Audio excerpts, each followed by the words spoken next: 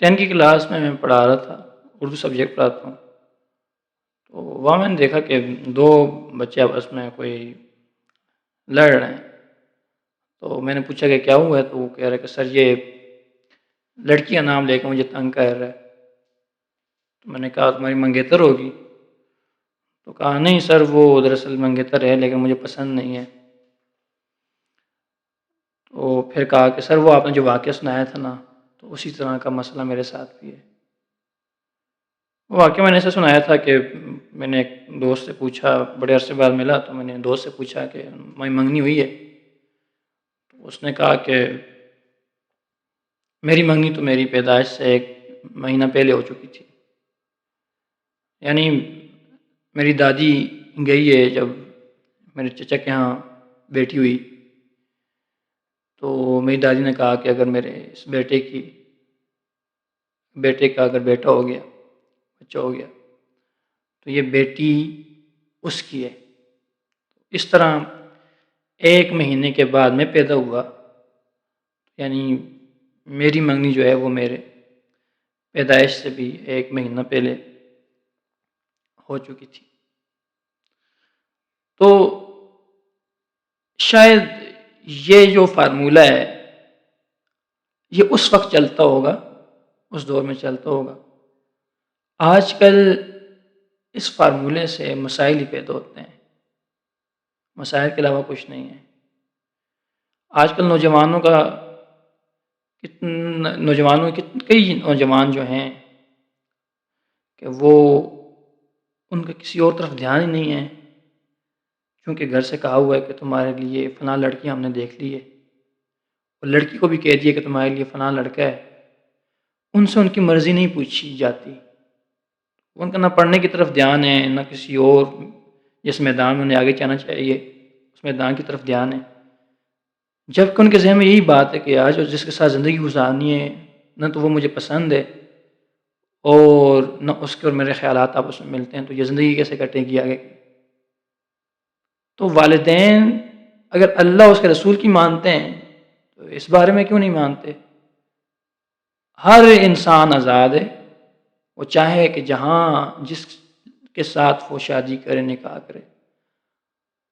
والدین کا یہ کام نہیں ہے کہ وہ ہمیں بتائیں کہ آپ نے فلاں کے ساتھ سونا ہے، فلاں سے بچے پیدا کرنے ہیں۔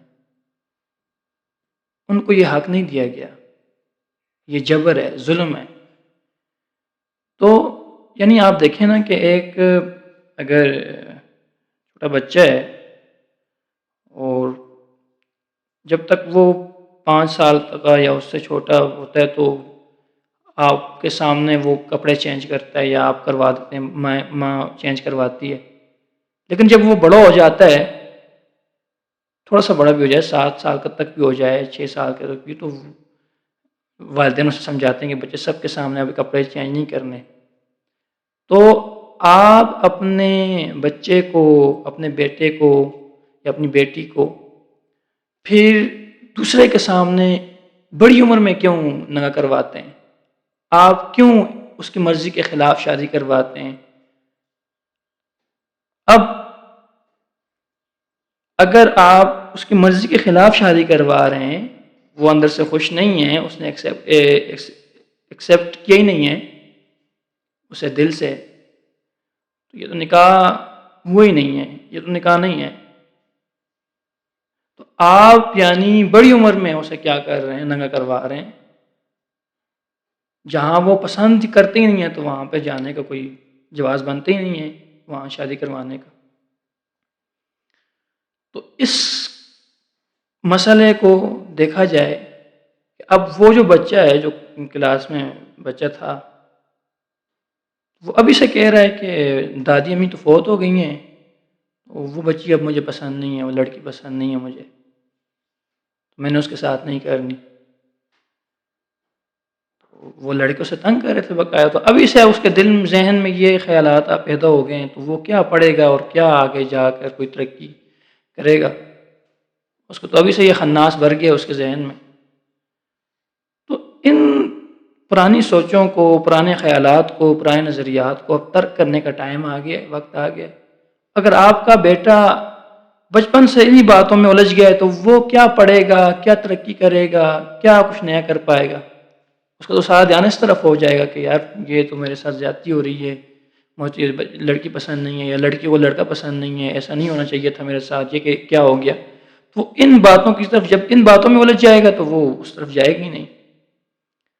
تو والدین کو اس بارے میں سوچنا چاہیے، اور یہ ظلم ہے جو وہ کر رہے ہیں تو کچھ اپنی کریں، کچھ بیٹوں کی سنیں، کچھ بیٹیوں کی سنیں، تو آپ کا گھر بچ جائے گا، آپ کی عزتیں بچ جائیں گی۔